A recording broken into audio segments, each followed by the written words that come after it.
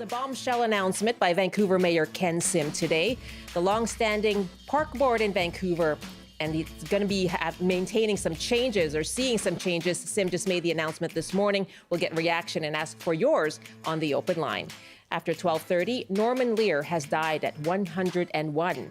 Lear broke television ground with sitcoms like All in the Family and The Jeffersons. What Norman Lear show do you remember the most? We'll reflect on his legacy. I'm Michelle Eliot. Welcome to BC Today.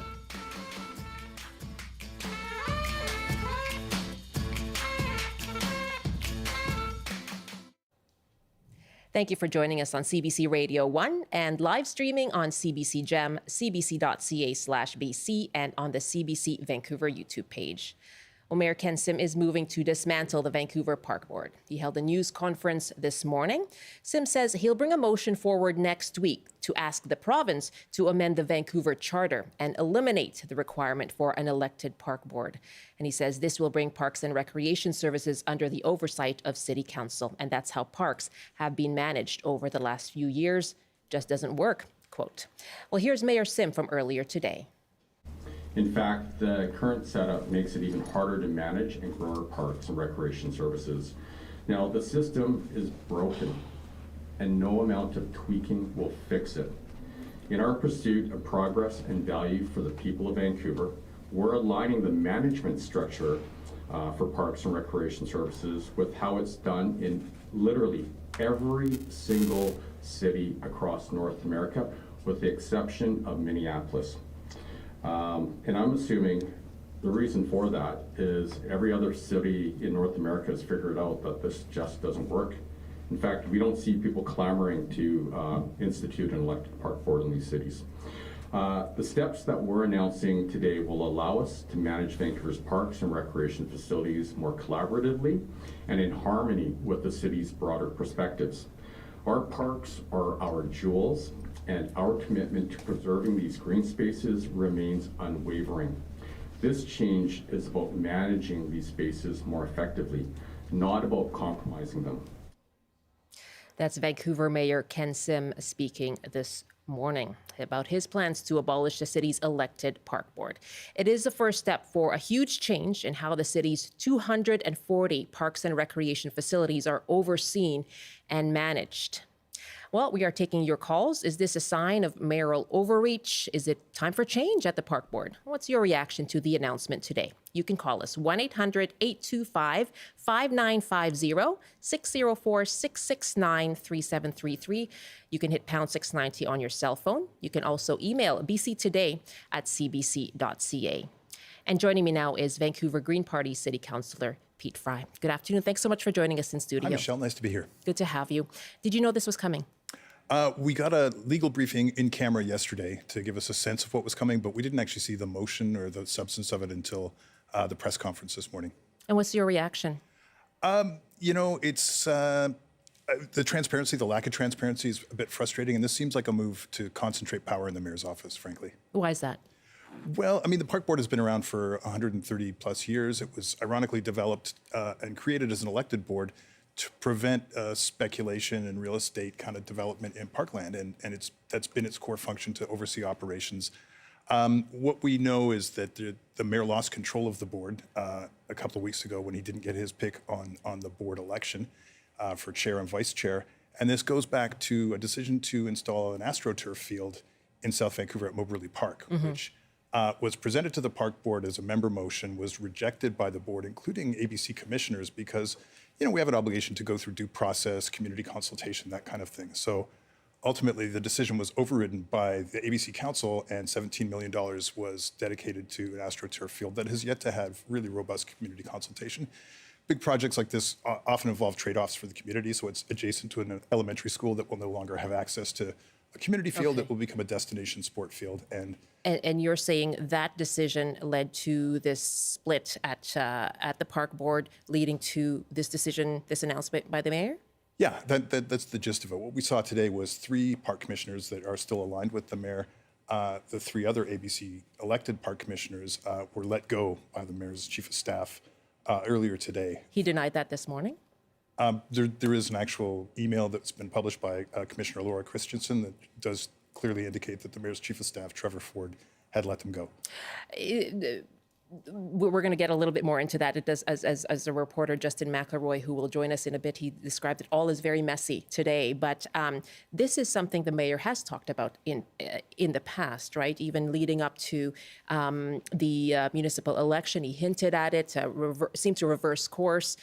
He disputed that today as well. But he's always thought about bringing changes to the park board. Is this not a way of bringing solutions to a system that he felt, and perhaps many people feel, was not working?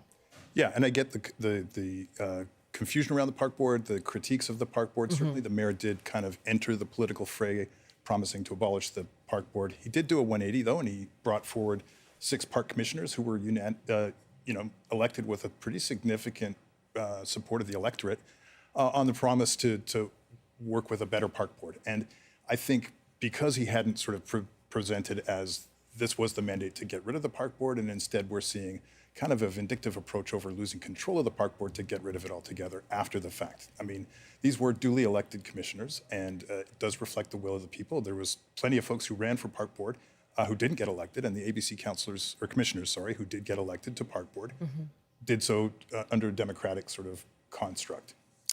Does the ABC majority reflect the public will?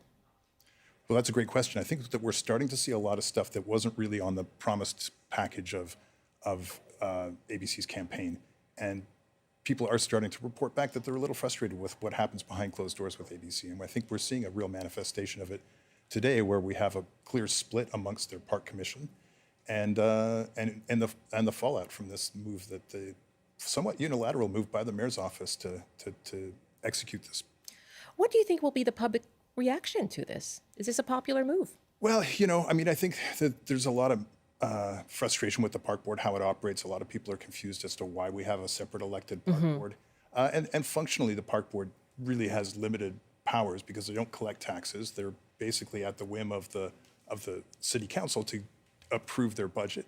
But they do have operational oversight, and I think operational is strategic oversight, and they've developed a lot of good things. And we've seen that, with this mayor's office, they've sort of overstepped a lot of the existing policies of the park board. So, for instance, this Moberly Park AstroTurf field without consultation, the decision to open the Bright Nights Christmas train without having accessibility, that's in direct contravention of the park board's standing policies around equitable access for folks. And we've heard loud and clear from the disability community that they feel very excluded. They feel that this is a rollback of accessibility. So it became a bit of a tension, I believe, between park board and the mayor's office about delivering stuff. And I will frame that the train was delivered through the mayor's office. It wasn't really the work of park board per se. Certainly there were partners in it, but it came from the mayor's office through his political connections. He certainly spoke about it. This will be up to the province when it comes to changing the Vancouver charter. If it does go ahead, what impact do you think it might have on controversial issues that are handled by the park board, like the tent encampments, for example?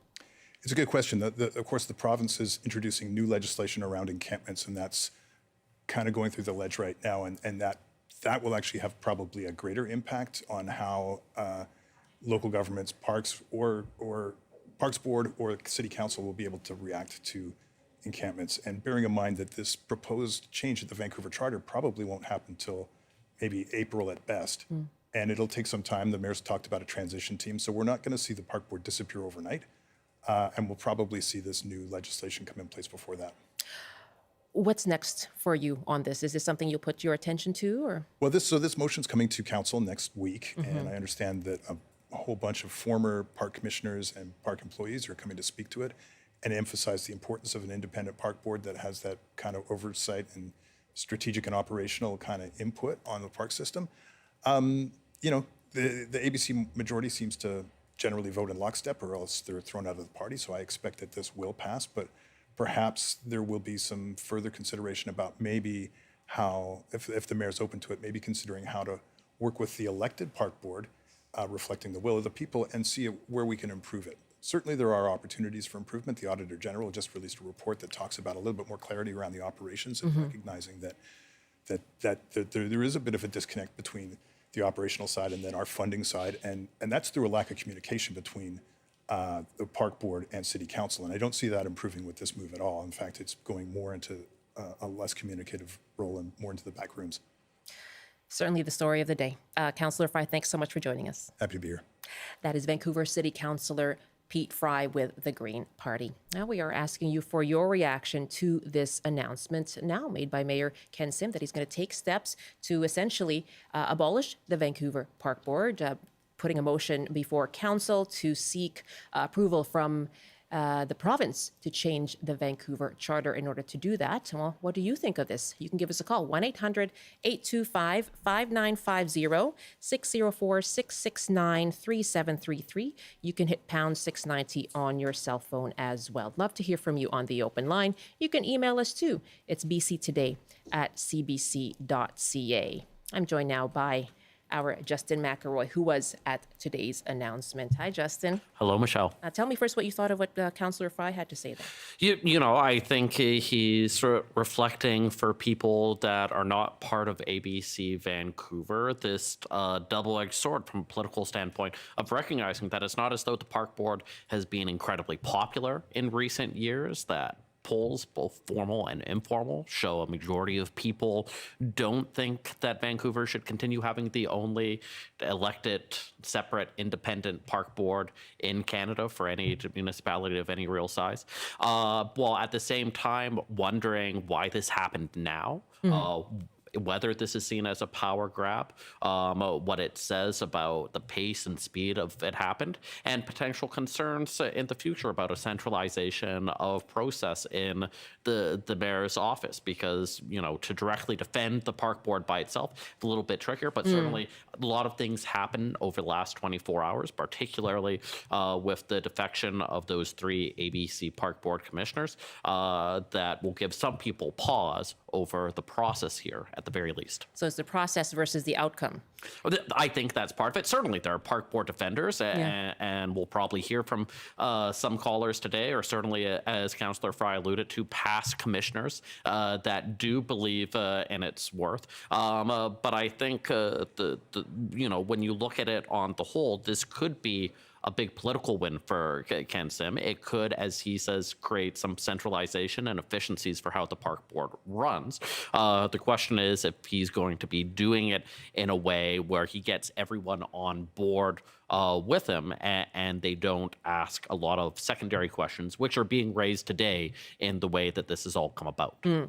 Justin McElroy is with me, of course, our municipal affairs reporter here at CBC. He was at this morning's announcement by Vancouver Mayor Ken Sim.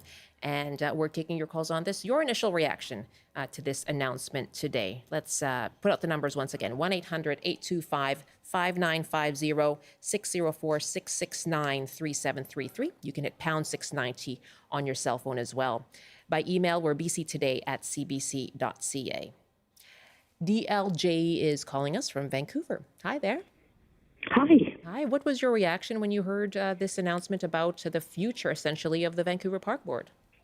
Well, usually I'm all in favor of efficiency and centralization, but I want to make a point about what the mayor said regarding this being the only city outside of Minneapolis that doesn't have, that has an elected park board. I think there is no other city in the world that has what we have, which is this incredible, wilderness preserved inside an urban sprawl. Stanley and Park. It's Stanley Park, everything, Pacific Spirit Park, all of the beauty that surrounds us requires that there be an administrative hand dedicated to it. I think the city should stick to the concrete and not do this. I think it's a travesty. The green space should continue to fall under a parks board. People should have some say, and when they elect the people on the park board, they're addressing a certain aspect of a very unique city governance here in Vancouver. DLJ, interesting point there. Thank you very much. The uniqueness of Vancouver's green space should be served by a unique entity. And that's long been the argument, right? The park board has existed since 1888, when it was thought that a separate group should oversee this one single park that the city had. You might have heard of it, Stanley. That was so important that unique separate oversight, they thought, was warranted. And certainly it's an argument that goes back from generation when people talk about it. And sometimes there's been a healthy tension, sometimes an unhealthy tension maybe, but there's always been that tension between what park board wants and what council wants in terms of things that happen in and around parks that aren't necessarily 100% about parkland, Right. shall we say. Yeah. And one of the worries is that if you get rid of that, if it's all under control of council, certainly Mayor Sim today saying that the request to the province is to make it so that no land can be removed from parkland except with a unanimous vote of council plus some sort of referendum. However, there are going to be those concerns because of the unknown and because Vancouver has had this for so long. Let's take another call now. We are taking your reaction on the open line to the announcement this morning from Vancouver Mayor Ken Sim announcing a plan to essentially remove the city's independent park board. He intends to put forward a motion at City Council next week, as you heard from Councillor Pete Fry, to ask the provincial government to change the Vancouver Charter to shift the board's responsibilities to council. What do you make of that? Centralizing oversight of Vancouver's green spaces and parks and recreational sites. Love to hear your reaction. Michael is joining us from Vancouver. Hi, Michael. Hi, how are you? I am fine. Thanks so much for calling in. Good. I'm just calling because this is a very upsetting argument. I think that the one thing that the mayor got right is that something is broken in the mayor's office, or not the mayor's office, but the city's governance structure, and it's council itself. I mean, they are sitting in conflict of interest, in my opinion, with the fact that their budgets are directly related to rezoning community amenity contributions and development cost levies from developers. And I'm very concerned that were the council to be able to have control of the parks, we would very quickly, rapidly see a decline in our green space in favor of private development or even money-making public development. What will this mean for building housing? Will green spaces be given up for housing? Or Other for other things that aren't necessarily quote unquote affordable, right? Okay. I think affordability is something we also need to talk about. Is $4,000 for a 3-bedroom affordable? Right. Yes, of course. Another. Michael, if you don't mind just holding the line, I just want to let Justin jump in here, and then I'll come back to you, okay?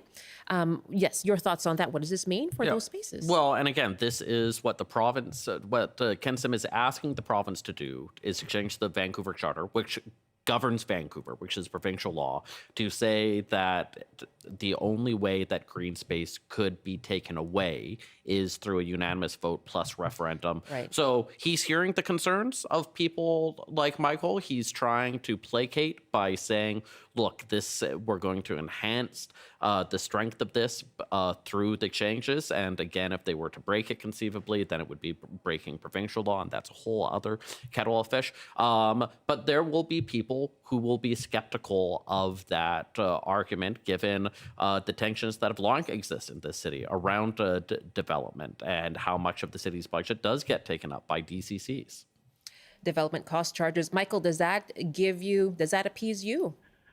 No, not quite, because it's actually, in my opinion, setting up a mechanism whereby they can take land away. Regardless of what the mechanism is now, it's still a mechanism. And to not have an elected body that is a barrier to prevent that from happening, or any mechanism from taking green space away from the public here in Vancouver, it's going to happen. Okay, what would you do? You're a UBC architecture student, so you have this kind of professional interest in as well. How would you fix, as we heard from Justin, the tension seems to be from the solution to the what people seem to see as ongoing problems at the park board to the solution to solving that without taking it away. What would you see as a solution? Well, I quite honestly don't see a problem other than council doesn't get what it wants from the park board. Okay. All right. Michael, thank you so much for weighing in. Good to hear from you. Thank you. That's Michael also joining us in Vancouver. And we have an email from Barry who writes, the park board is at the front lines with the public, with the community centers and their associations and other facilities. Aside from the obvious power grab by this mayor, I see an intention to commercialize park board operations. It's as simple as that. Stop it. Those are the concerns people are raising. First, a power grab by the mayor commercializing park board operations. Well, and it's important to keep in mind that in the first year of this, what was an ABC Park Board, now we're going to have to see, but the ABC Park Board commissioners voted to explore enhancing the commercial opportunities in parks and to raise revenue. So all that can happen already with an independently elected park board. The question is the type of candidates you get running for the park board, the type of values they have, the relationship the makeup and the relationship that they have with city council as the potential bulwark. That can all exist. Those protections potentially get weakened if it's all under the oversight of mayor and council, like the rest of the departments in the city. Thanks so much for that email, Barry. And our final caller today is Gail, also in Vancouver. What are your thoughts about the announcement, essentially to take steps to remove the independent park board in Vancouver? Gail? Yeah, I have serious concerns with what the outcome will be. Having lived on this side of town close to Hastings Park, which some people like to call the PNE, we have fought for years to try and return this park to a park for citizens, a commons, and more green space. And since the previous council determined that the permanent governance would be over the park, be held by the PNE board, we can see an incredible disregard for the plantings, for the plants, for the beautiful little space that once was called the sanctuary. They're just not keeping any of this up. Okay. So I do not know what would happen to other parks in the city if, in fact, that park board governance was relieved. Okay, yeah, really on long-standing concerns about the area around the PNE, right? That's absolutely. Yeah, Gail, thank you. Thank you. Bye-bye. Bye-bye. Yeah, and to Gail's point, I've visited every single park in the city. I've ranked them all because that's what I do. And when you learn about them, there are so many stories like Hastings Parks and backstories about their maintenance and history and the relationships that neighbors have them and the way to protect them. And so people are passionate about their parks and they're passionate about their park board, pro and con. They sure are. And so you see and hear that reaction from people today, of course, on our open line and their perspectives. What was ultimately Ken Sim's argument for this step today? Well, he claimed that he wanted to make the park board work. He promised to try and make that happen, and he said he came to the conclusion after a year that the difficulties of having a separate organization were too much. That having direct oversight would solve some of the issues around, say, maintenance of community centers.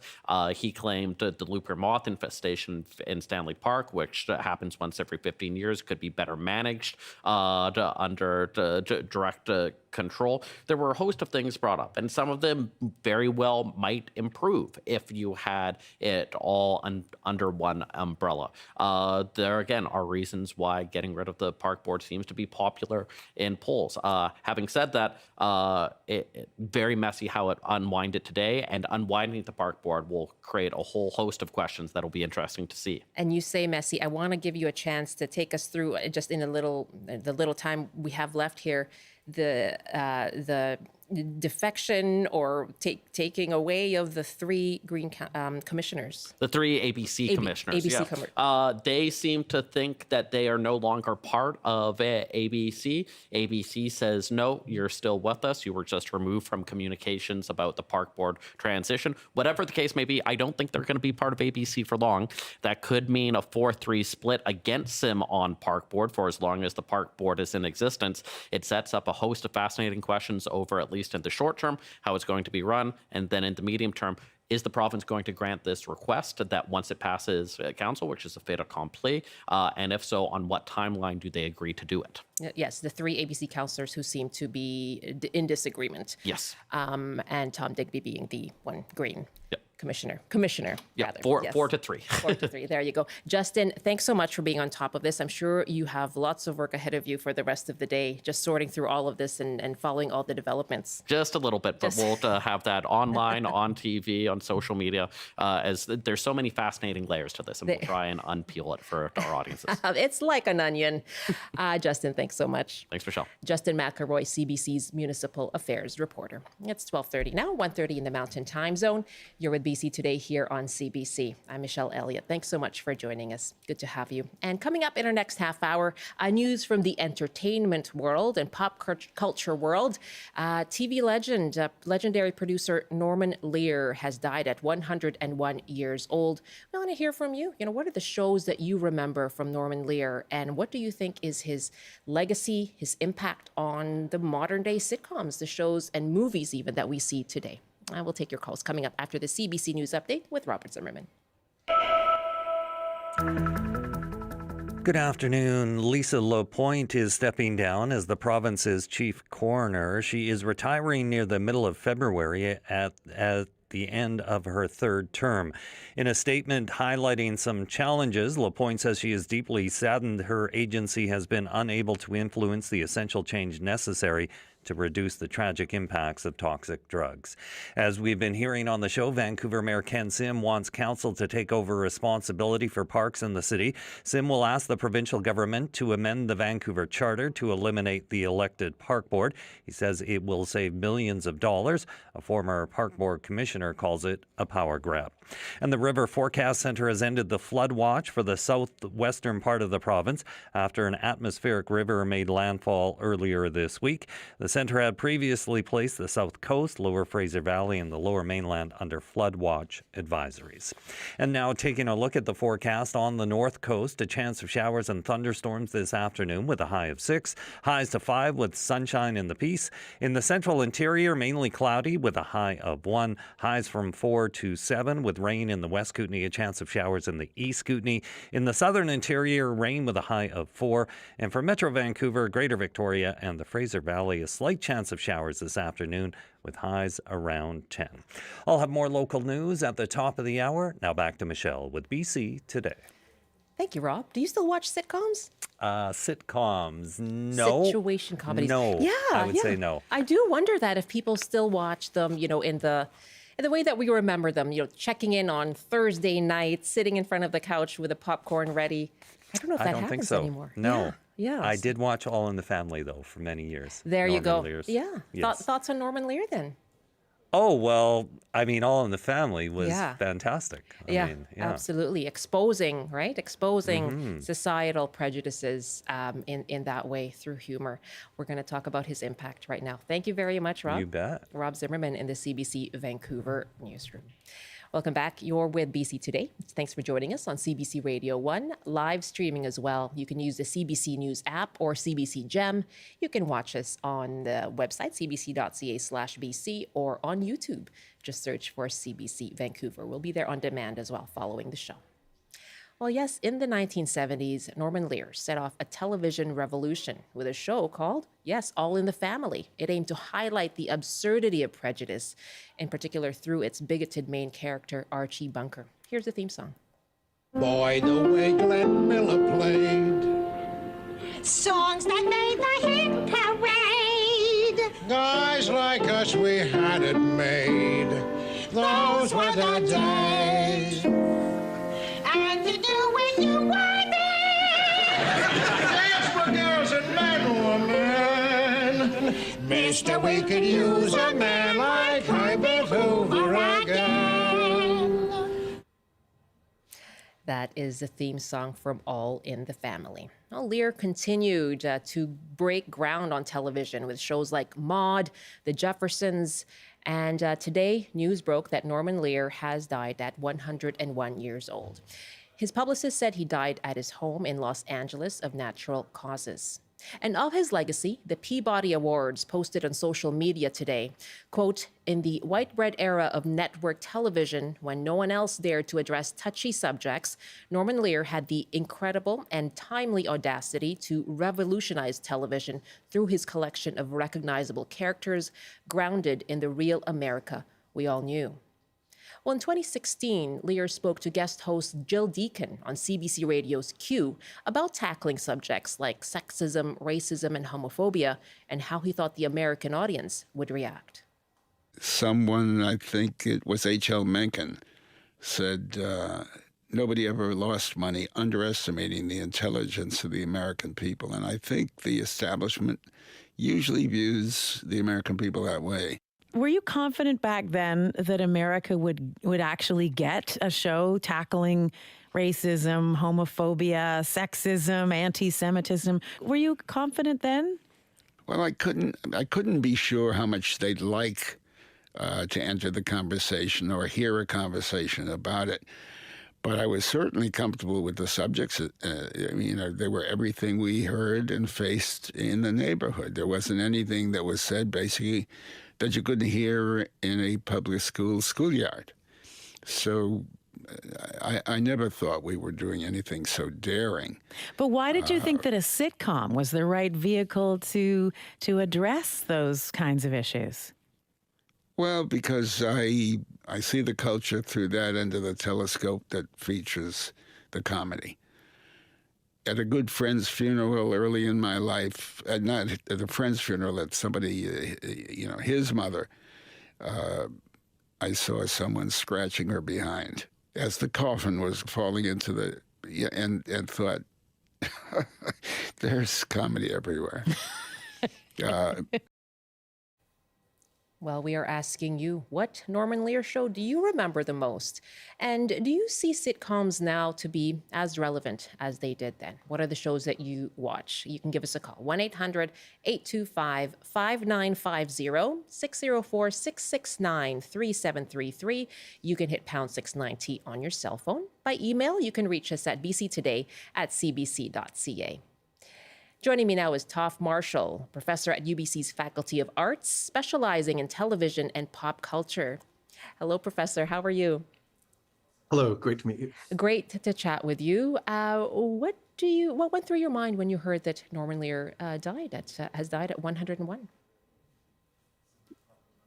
I think his impact on television has long been recognized, and the just the very fact that, as you said in your opening, he began really sort of changing the landscape in the early 1970s at a time when he's already 50 years old. Like, he's already had a career at this point, and just on the next phase, he suddenly strikes it with All in the Family, and then all the shows that followed afterwards. He's credited with creating hundreds of shows, and they weren't all blockbusters for sure, but a handful of them lasted for several hundred episodes each, and really sort of filled the television screens throughout the 1970s. Yeah. This was a time when there were really only 3 networks on TV, right. And the landscape of television has just changed so much in the past 50 years that what constitutes success has just changed by completely different metrics. But at the time, he had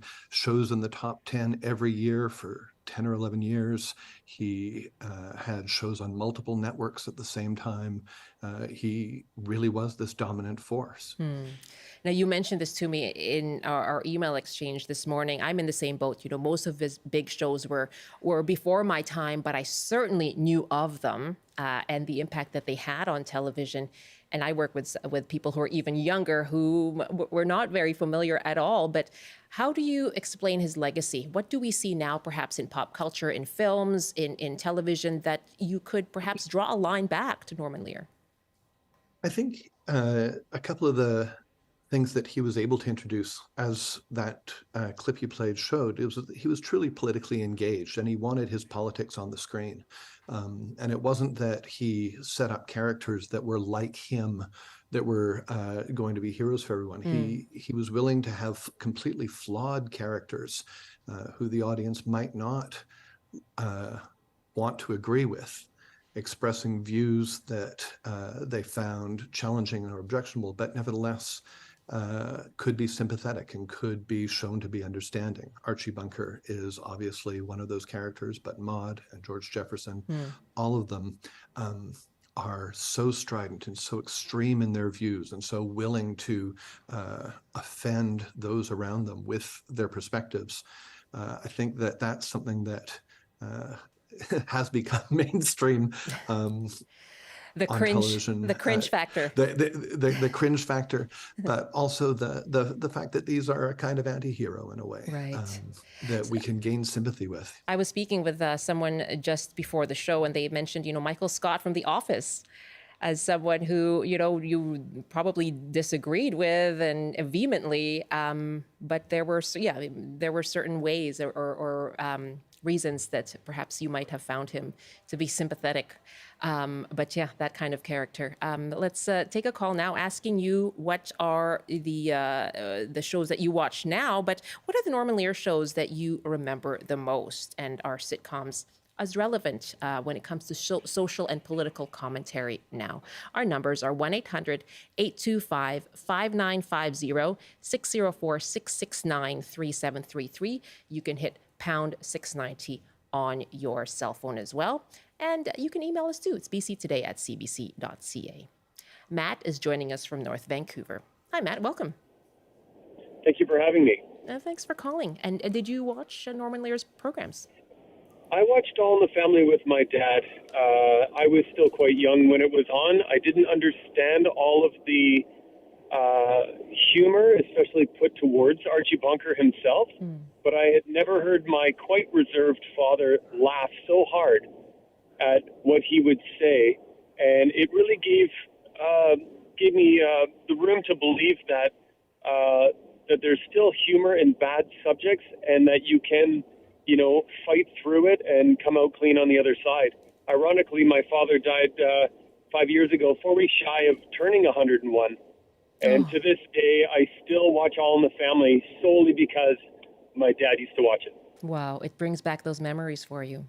Absolutely, absolutely. And it was so groundbreaking. I knew there was something fresh about it because my dad was acting in a way I had never seen before.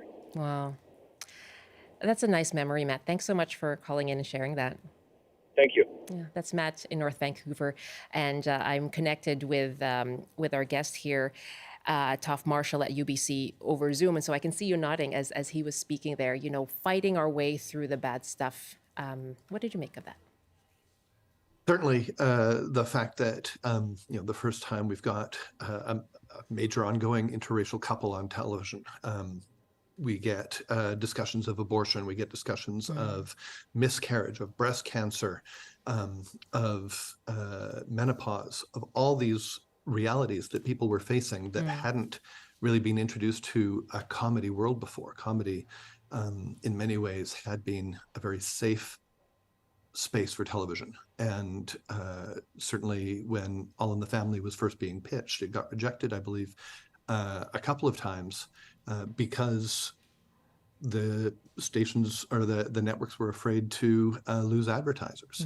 The money of television was not in selling audiences to watch shows, but in selling audiences to advertisers, and mixing up these values, I think, was really challenging from the production point of view. The fact that so many of these shows got made and lasted as long as they did really shows both maybe the audience's need for these things, but also the appeal that these shows had.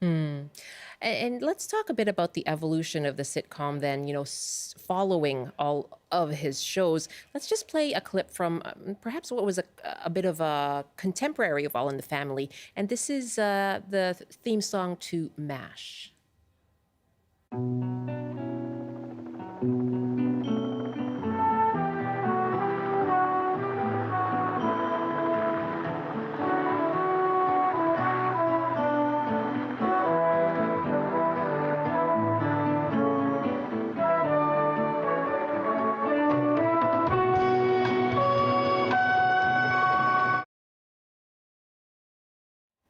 That is the theme song to MASH. Alan Alda, of course, was a big star of that show. It was set during the Korean War and also, reflected the horror of war. Also threw some dark humor there. I still watch MASH actually myself. What is the role? I know you study this, right, from your perspective at UBC's Faculty of Arts. What is the role of the arts, of sitcoms, of humorous shows to put a mirror up to the horrors that societies face? I think that's a great question. And different comedies work different ways. But MASH didn't have Norman Lear's hand on it, but I think with Mary Tyler Moore and all the Norman Lear shows were all dealing with social issues. It's not that Lear was changing things single-handedly, but I think he might have been doing so most successfully and across such a broad swath of things. But whereas the Korean War in MASH was really talking about what was happening in Vietnam. In All in the Family, we see a different response to the Vietnam War with Meathead, the son-in-law, being played by Rob Reiner, being against the war, and Archie Bunker trying inarticulately to defend it. The role of comedy in that, I think, is able to point out the human frailties and weakness that we all experience, that we all feel overwhelmed by societal issues, by global events, and the inability of an individual to rise up to these things, especially in their row house in Queens or whatever the setting of the comedy might be, is something that people find really challenging and engaging. It's not just a problem of the week where the boss is coming over unexpectedly for dinner with his wife, and all of a sudden we need to cook a meal.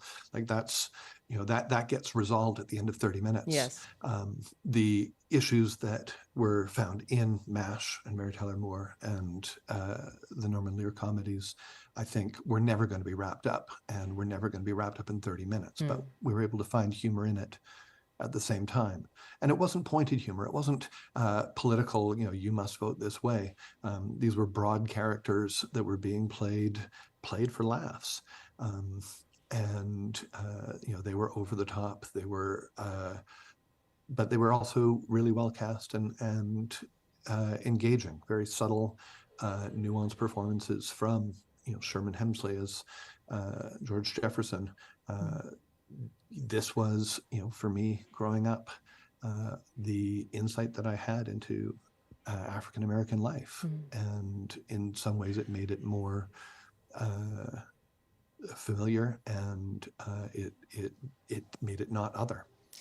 Representation has become, such a big conversation when it comes to television and film. I'd love to ask you more about that in a moment as well. But let's just go to another caller now. We are asking you, in light of the death of Norman Lear, legendary TV producer who brought to television shows like All in the Family and Good Times and the Jeffersons. And so in light of that and the issues that he put on the screen and was willing to tackle, and other shows as well, as we heard about Mary Tyler Moore and MASH, what are the Norman Lear shows that you remember? But what do you find sitcoms can do when it comes to reflecting our times?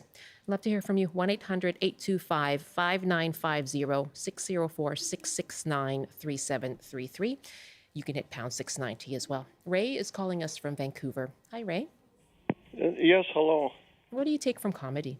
You just mentioned MASH, and that is actually what I would call the quintessential mix of just incredibly tasteful mix of something that the Americans in particular, there's just no other way to express the what happened and what had been happening in Vietnam, for example, except through humor. And in that particular show, of all the ones that you attribute to Norman Lear, is it? Yes. That one I used to watch, and subsequent to that would listen to the main actor, the Hawkeye character, his name. Alan Alda. Yeah, yes, and he had a very unique take on how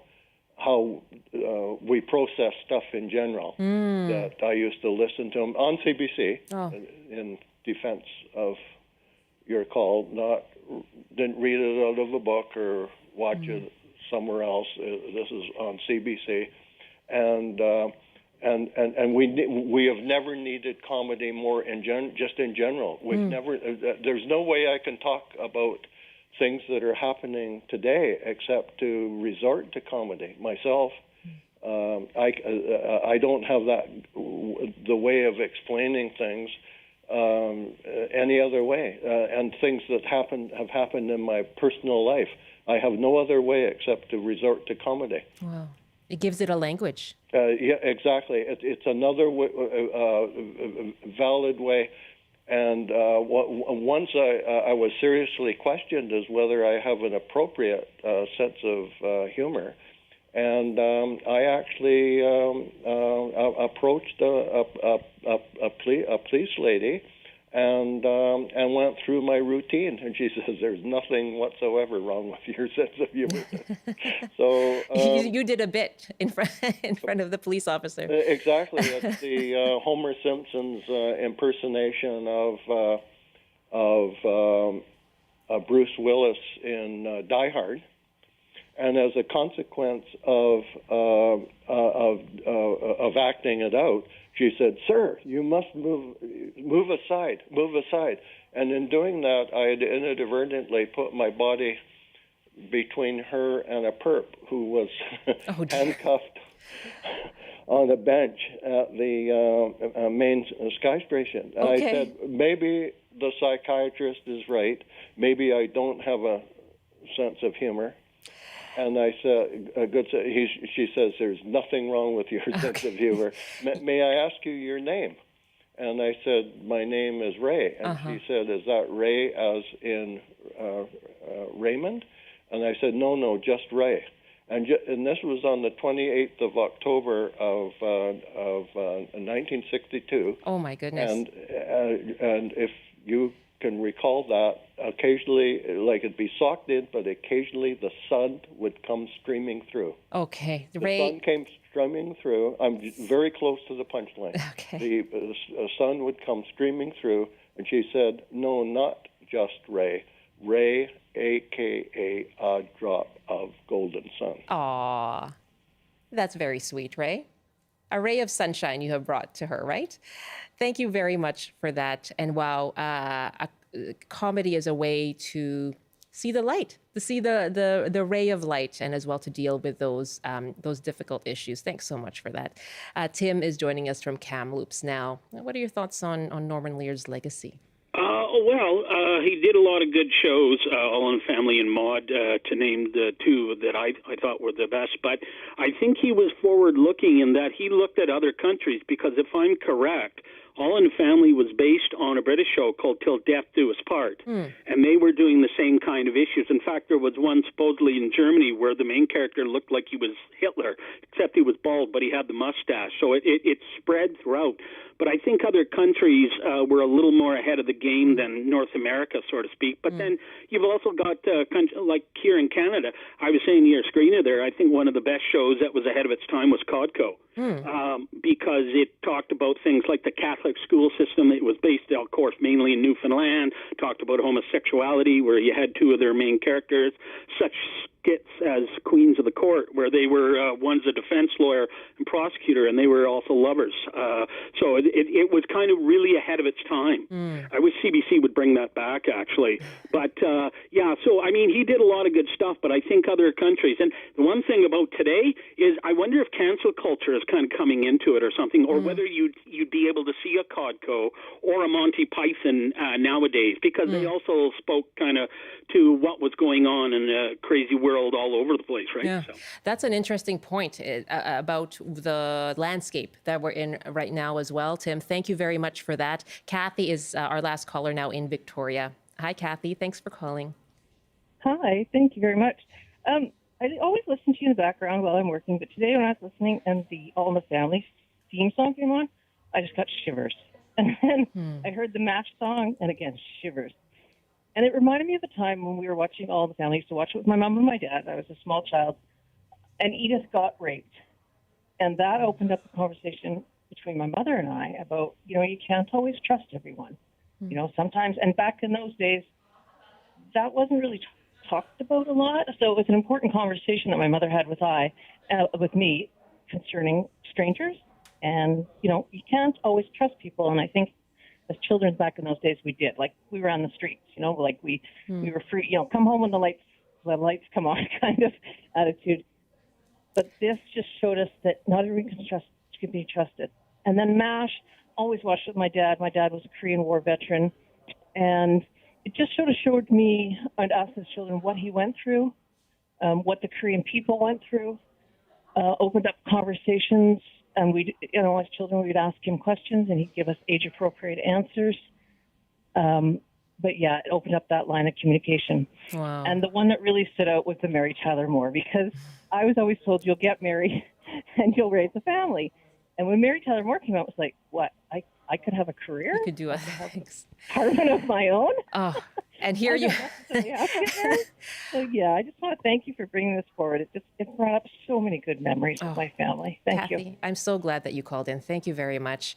Let's go back to my guest, Toof Marshall, as we wrap up here. That really shows me how much these shows, or any shows, are what people live their lives by, right? They have their own personal memories that go with the show. For me, it was I watched a show called Girlfriends, and they went on to star in the show, a show called Blackish that I love as well, Tracy Ellis Ross. So you just remember where you were at in your life when you were watching this show.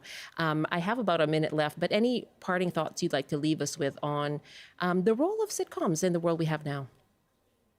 I think sitcoms are a great vehicle for seeing what it is that our society values. And we often, one of your guests mentioned some sketch comedy series. Yes. It's easier to try out characters in a sketch comedy venue and to maybe risk a little bit more. But the expectation of, like a family comedy drama that is being filmed in front of a live audience that needs to appeal to advertisers, that needs to appeal to audiences. The fact that we can use that as a venue for raising issues and genuine political issues, that's something that's been happening since the days of Greece and Rome and the comedy that went back then. But we still see it today. Much fodder for your class. And your classes, exactly. I'm sure. So great to speak with you. Thank you very much for taking the time. Thank you very much. Toof Marshall is professor at UBC's Faculty of Arts, specializing in television and pop culture. Joy writes, I'm so happy to be remembering these wonderful eye-opening shows, a wonderful way to educate. I'm Michelle Eliot. Thank you for joining us. Have a great afternoon.